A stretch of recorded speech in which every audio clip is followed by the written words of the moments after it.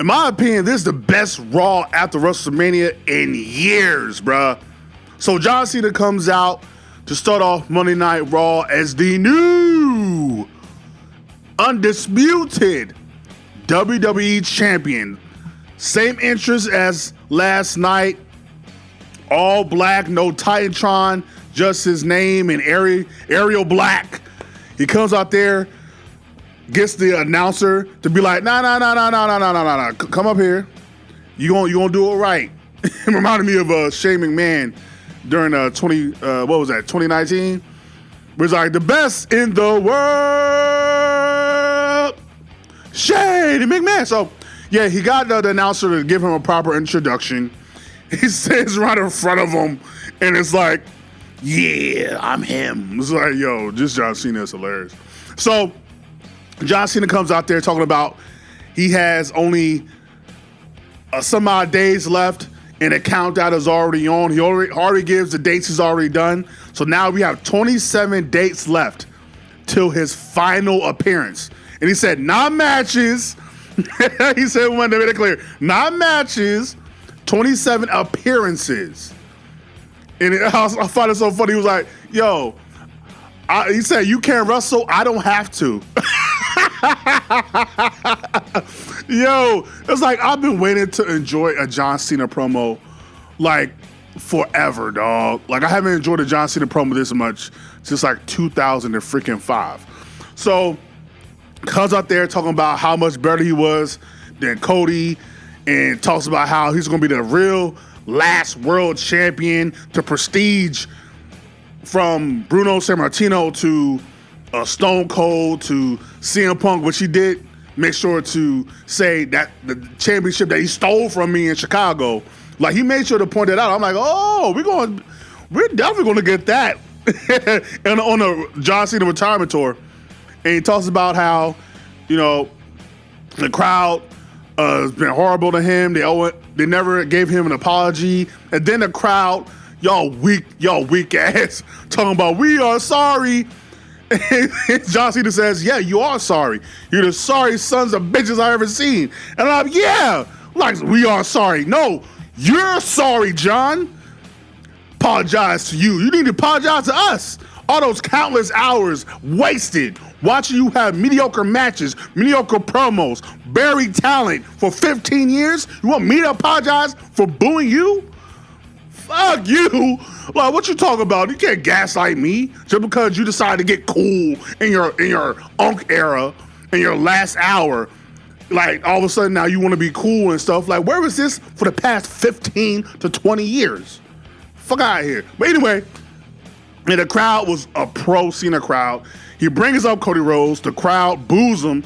And Cena's like, really? Like, everything that Cody Rhodes has done, we put him on our shoulders for him to finish his story, and now you boom? He's like, that's what's wrong with this. And I'm like, Cena, yeah. Like, I don't understand this fickle crowd. I don't know if it's a Vegas thing. I don't know. But I think a lot of it is you have a lot of casuals coming back just to see John Cena's retirement tour, probably. And it's John Cena's retirement tour. So motherfuckers don't really want to boo John Cena on his retirement tour. So I just think it's a thing to where it's the Hulk Hogan Rock situation from WrestleMania 18 to where Hogan is a lot of people's childhood, so they can't boo him. So it's the same thing with Cena. So I'm like, okay, cool. Cena says, yo, I want you to take a picture because you're going to take a picture of the last real world champion. Then I love the camera shot. Randy Orton comes into the ring. Then boom, RKO. And right before the RKO, Cena turns around and says, shit. They're like, yo, where has this Cena been? It's like, that's what, it just pisses me off. I keep going back and forth. Like, I get so bipolar watching Cena. I'm like, Cena, why couldn't you given us this during your run on top? Like, you had it in you. You know how I know that? Because of the way you shot down The Rock when you were feuding with him for 2 years. I know you can give us entertaining shit. So you just chose to be a hokey Hulk Hogan wannabe for 15 years. So it's just so crazy to watch this and how the crowd is so behind him now. I'm like, all it took was for him to go away, and now it's him being retired, and now the crowd is fully behind him. I'm like, he should just did that to begin with in 06. Anyway, it's like Randy Orton and John Cena. I have a video on my channel to where I give unpopular opinions, and one of them was Randy Orton and John Cena was not a good feud. That feud, outside of the back and forth matches they had in the fall of 2009, I thought was very mid, and you had two one-dimensional characters going against each other, and they try to make that an epic feud. They united the titles and all this. I'm like, nobody care about that. Like, only kids that watch that it brings them some type of nostalgia. It's gonna find it nostalgic because I'm like, okay, that's cool. It's gonna be a fun idea, but when the actual match happens, this is gonna be one of the most boring matches of all time. So I think it's just cool. It's cool to see. But it's going to be a horrible match, but it is what it is.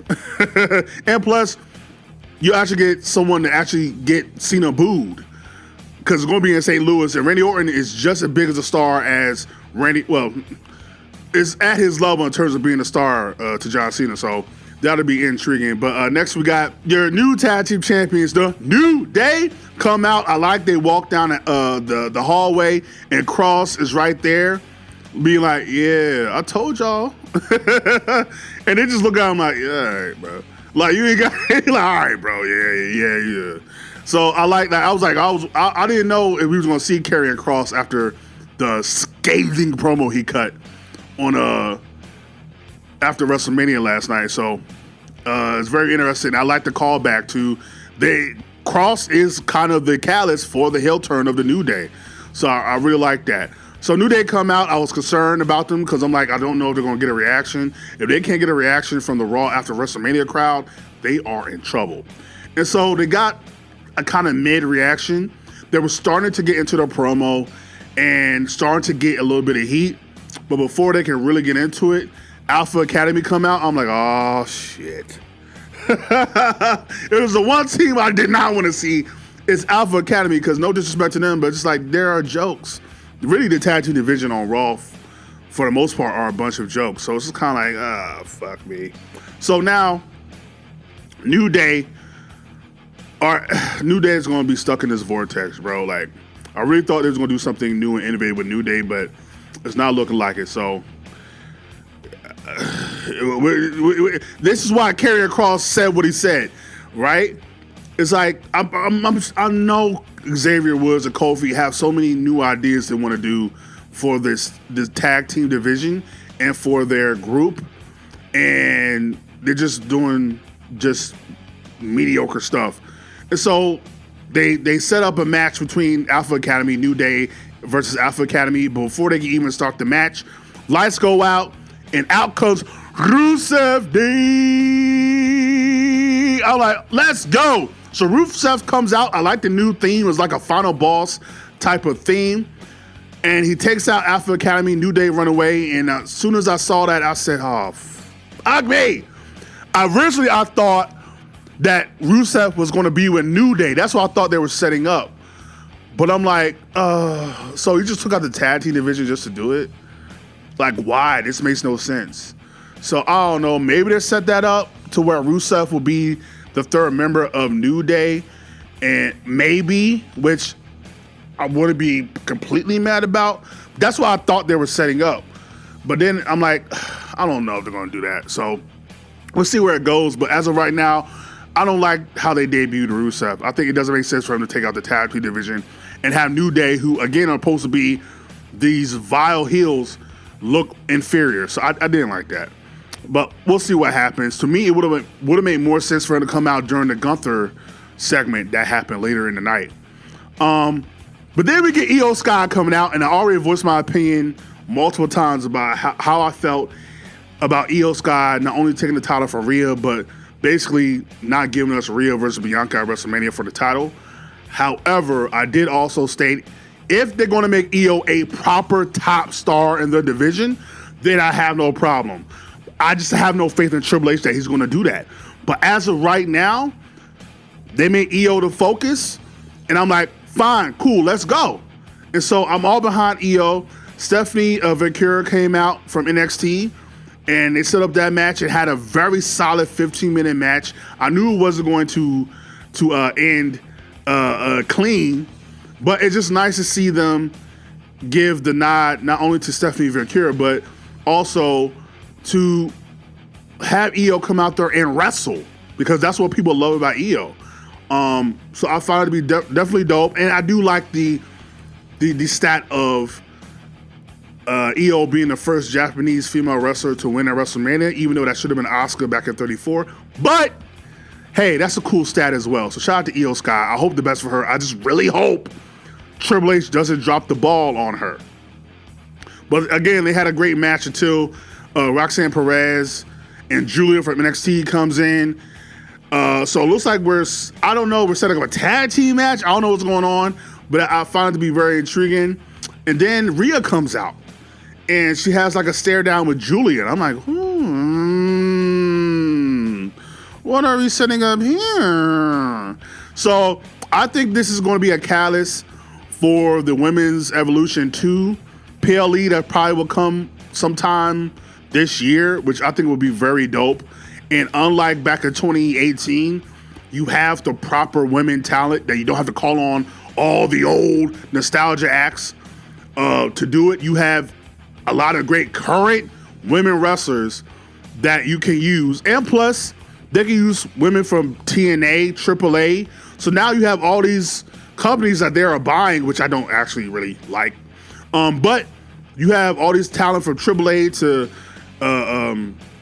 TNA that you can also use within that to do a real women's evolution. So I hope that is coming soon. That would be really dope. And then Rhea takes the belt and hands it to Io. So it looks like they're kind of resetting her character. Hopefully they bring her back to the mommy that we know and not the whiny little bitch and Karen they've been making her over the past like 5-6 weeks. So we'll see how that goes down.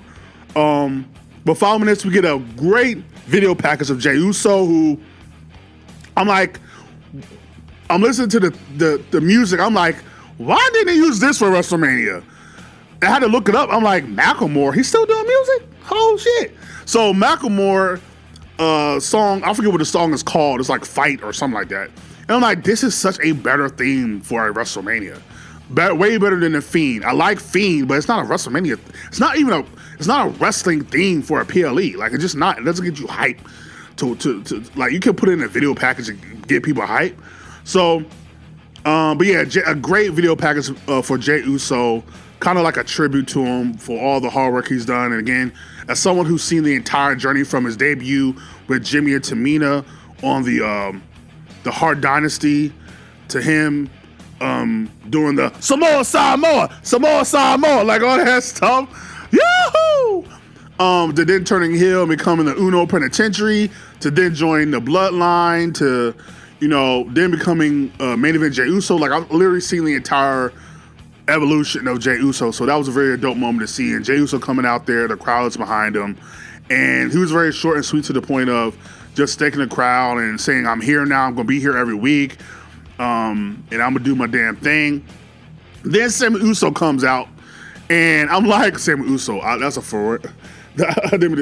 Sammy Uso comes out and, give him his props. And I'm like, where is this going? I don't know why all of us, I think the Bloodline poisoned our minds to where we can't enjoy anything now, because it's like, okay, what's going to happen here? So Sammy Uso, I'm going to keep saying it too. Sammy Uso, hypes up Jey and says, you deserve it for everything you've gone through. You definitely deserve to have that title. And they do the whole yeet thing on the turnbuckles. But then Sammy, while Jey is still yeeting with the crowd, Sammy is behind Jey. I'm like, motherfucker, don't do this. I'm not ready for it. Lord Jesus, Lord Jesus, Lord, help me, please, Lord. Like, I was clenching. Like, I don't know what you call a pre-heart attack. What I guess you would call. I'm like, please, Lord Jesus, Lord, help me, please, Lord Jesus, Lord. Like, please don't do it. And so Jey Uso comes off the turnbuckle, and Sammy just hugs him. I'm like, oh. I was worried. And they know what they're doing because I think they're going to set that up down the line. But they're just teasing it right now. And so then Jimmy comes out, and I'm like, oh, shit. Because I was worried at WrestleMania when Jimmy was wearing the all black. I'm like, why are you wearing all black, Oos? I'm like, I was worried he was going to turn on Jay at WrestleMania.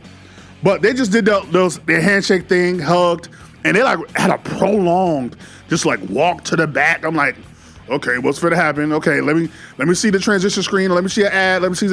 And then they go to, the commentators. I'm like, oh, okay. Whoo! Man, the bloodline the scoring does, bro. But I know down the line they're probably definitely going to do Sammy versus Jay, which is I think going to be great because with Jay's title reign, I think you need to be emotionally invested because the matches itself are probably not going to be that great. So you need to be emotionally invested into the feuds he's having. So I think he's going to go to SmackDown. They're going to do some type of draft, or maybe he just goes to SmackDown while Cena stays on Raw. And Drew, I suspect Drew to be his first challenger. I really do. But after that, it's probably when you do Sammy versus Jay at some point. Next, we have Gunther. Gunther started yapping at the commentators, Michael Cole, Pat McAfee, and Michael Cole was talking cash shit. He was just like, hey, don't get mad at me because you got tapped out. And Gunther said, oh, really now? Oh, I'm not LeBron. I'll put paws on you, boy. And so Gunther goes to grab on Michael Cole. Then Pat McAfee hits him with like a forearm to get him off of Michael Cole. The crowd goes crazy. I'm like, oh, yeah, Pat, rep your set. Let's go, Pat. Pat does the dummy thing, like you want to be Cody Rhodes so bad, turns his back, turns away from the violence, and then Gunther grabs him and chokes him out, which most likely means that we're not going to get Pat McAfee on WWE television for a little while, I'm guessing. But he choked the life out of him like he was Jody from goddamn Baby Boy. And so we get that, and then they play on the whole, commentators should be able to give their opinions and criticisms without being judged or without getting not judged, but without getting attacked and all that. And I'm like, what are y'all really trying to say? Because when I see that, because it did like a 2-segment thing, to where Michael Cole was in the back and with the Adam Pearce and was like, hey, I gotta do my job. I'm not gonna allow him to not allow me to do my job. So I'm like, I think they're trying to play on the LeBron, Stephen A. Smith situation, which they actually brought up in commentary. So I think they're kind of trying to play up on that, and also I think I don't know. I feel it kind of weird. Like I feel like they're trying to patronize us in a way. I just can't figure out how they are. I kind of like, okay, bro. Like, all right, bro, you got it. But shout out to Michael Cole again. Michael Cole definitely needs to go in the Hall of Fame at some point. But yeah, so they do all that hoopla. Then they do an AJ interview where he talks about he couldn't get the job done, and I'm like, ugh. I miss SmackDown Live AJ, man. Like, I miss that AJ. AJ from last year was actually really good. I don't like babyface AJ. Just something about him I don't know. So Cross interrupts his interview, and AJ's like, yo, all right, bro. Like, look, I was an evil motherfucker last year. I don't really want to do that again. I don't like the person I had to become to be that. You have a problem with Logan Paul, you handle it. And I'm like, yeah. So, and Cross is like, you know what? I just might do that. So hopefully next time Logan Paul comes back, we get a Cross-Logan Paul feud. And I think Cross got a great reaction to both times we've seen him. The one time when New Day passed him, and the other time when he interrupted AJ Styles. So they might be making him a babyface. I don't know. Like, it's just the promo Cross cut, bro. Like, that might be a game-changing, life-changing promo for him. Because it was a proper, like, pipe bomb shoot interview. But speaking of Cross, talking about talent not being used and all this, Becky Lynch. So Becky Lynch, Lara Valkyria, defend her tag team titles versus Liv and Raquel. And Liv and Raquel beat Lara and Becky. And I'm like, I know one of these motherfuckers gonna turn. I'm just waiting to see who it's gonna be. And actually, it was Becky that turned. Becky turned on Lara and gave her like multiple manhandle slams, and the crowd was all behind it because the crowd was a very heel crowd today. And so I'm like, I don't know how smart that's going to be. If anything, I thought Lara would have turned because it's going to be very hard to get people to boo Becky for Lara because you haven't done anything to get people invested in Lara's character. Everybody calls her Bird Lady. It's not a good thing. Now, maybe they can prove me wrong and do something with Lara and get people invested in her character, but I don't know. I'm very concerned. It's going to be a Cody Cena thing. Now, I'm not comparing Lara to Cody. I'm just saying, like, people are just so invested in Becky Lynch that I think it's going to be kind of hard to get people to boo her for Lyra. So, but we'll see what happens. And I think Becky said she wasn't going to come back unless it was something she could sink her teeth into. So we see what that is. And now you have Seth and Becky, now both heel. Find it to be intriguing. It brings me back to 2021, 2022. Find it to be intriguing. But yeah, I still feel like Bayley didn't need to lose her WrestleMania spot to set this up. But yeah, Becky turned heel. That's what I wanted. I was like, if you're gonna come back, do something.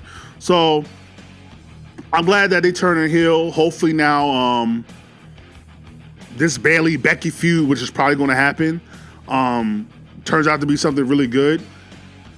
But we'll see. Next, we have Dirty Dom, your new Intercontinental Champion versus Penta. And it had an okay match. It was fine. And JD comes back basically to help Dirty Dom retain his title. And yes, they pinned Penta. And I'm like, niggas get pinned every day, B. You'll be all right. Like, we got to get out of this mindset of everybody's going to be Cody Rhodes or Roman Reigns to where they never get pinned. It's wrestling. You're going to get pinned. You're going to get beat. You'll be all right, bro. I'm not that mad about it. I don't feel no way about it at all, actually. So JD comes back. Judgment Day is happy. Finn is like, what's going on? So clearly Finn was not in the know that JD was back, which is kind of weird because Finn is the reason JD is in the group. So I'm like, can we please get Finn out of... First of all, I want Judgment Day to be broken up. But if anything, can we just get Finn out of the Judgment Day and bring back Demon Finn Balor? Like, I really want that so bad. Like, but we'll see. Last but not least, we got Seth Rollins coming out with Paul Heyman, which Paul Heyman was on the Pat McAfee show. And every day I see why Trump won. Every day I'm like, oh, so that's why Trump won. It's a difference between getting heat and being racist and misogynist and feminist and all that stuff. I'm gonna just leave it at that. But anywho, so Seth comes out with Paul Heyman and Seth is declared as the number one guy in the industry by Paul Heyman. CM Punk comes out. And they have a little mini brawl until Paul Heyman looks like he's going to lurk up on Punk. And Punk is like, who you think I am? And then Seth basically takes him out. And then what I wasn't expecting is Roman Reigns comes out. I'm like, oh, how nice for you to show up to work, Roman. Good to see you. Roman takes out Seth. And then Superman punches Paul. And then as he's about to go for a spear on Paul, out of nowhere, a spear by a hooded guy who turns out to be Braun Breaker. I'm like, what? I'm like, yo, we about to eat now. Oh, we about to eat now. And so he takes out Roman, and then I love the shot of Seth and Braun were like staring at each other. And then because of the shot, it looks like he was about to spear Seth, but he speared Punk, who was coming back into the ring. And now Braun Breaker is a Paul Heyman guy. I'm like, oh, that's so good. Oh, that's so good. So Braun takes out Punk, then winds up doing a spear, runs around the ring and spears Roman Reigns through the barricade. And again, Seth takes out Roman as well as Punk. And now you have the faction of Punk. Now you have the faction of Braun Breaker, Seth Rollins, and Paul Heyman. So Like, you could have picked a more perfect person. Like, looking up and down our roster, Braun Breaker is the perfect guy to be a Paul Heyman guy. And that was set up all the way back in NXT in like 2023. They were setting that up. Now, I don't know if they knew they were going the route they would. But the fact that was set up all the way back in 2023, and now we're here, it's just so dope. Like, so yeah, Paul, like, everybody knows that Braun Breaker, he's going to be a future WrestleMania main eventer, a future world champion. So this is going to be great. I can't wait to see what they do. And like Seth and Braun Breaker. And I think the question for a lot of people is, one, will Becky join the group? And will there be one more person in the group to kind of do like an evolution type thing? I don't know who that would be. As of right now, I don't have anybody on my mind, but I can definitely see that. But I don't know who that would be if that is the case. But yeah, just Seth and Braun Breaker is fine by me. It almost look like they could possibly be setting up a tag team match, which I'll be shocked if Roman Reigns is on the PLE after WrestleMania, which I don't know if he's done since, well, was it like 2020, 2021? So WrestleMania 37, maybe. But to set up possibly Punk and Roman to be together, I think will be very intriguing. I'll be interested to see how they get there. So we'll see. What a great Raw after WrestleMania. This is exactly the energy and the punch in the heart that was needed. I don't know why I said punch in the heart, but this is the energy that was needed after the WrestleMania, because even though I thought people were overreacting in regards to how bad the ending of WrestleMania 41 was, I think it needed this energy. This felt like a proper, okay, it's time to reset and create new stories type of Raw. So I'm very intrigued to see where we go from here. But I told Triple H, yo, you need some new cooks. You need to figure something out. And he did. So hopefully we can build upon this and we'll be good from here. But we'll see. But let me know how you feel about Monday Night Raw. I thought it was an A+ show. Again, one of the best Raws after WrestleMania in years. So, but yeah, like, comment, subscribe, share all the things of the things. Welcome to the High Bitch. There's Hayes Arcade, your hardcore casual fan. And if you're not down with that, I got 2 words for you. Suck it. I'm the best. I'm the best in the world.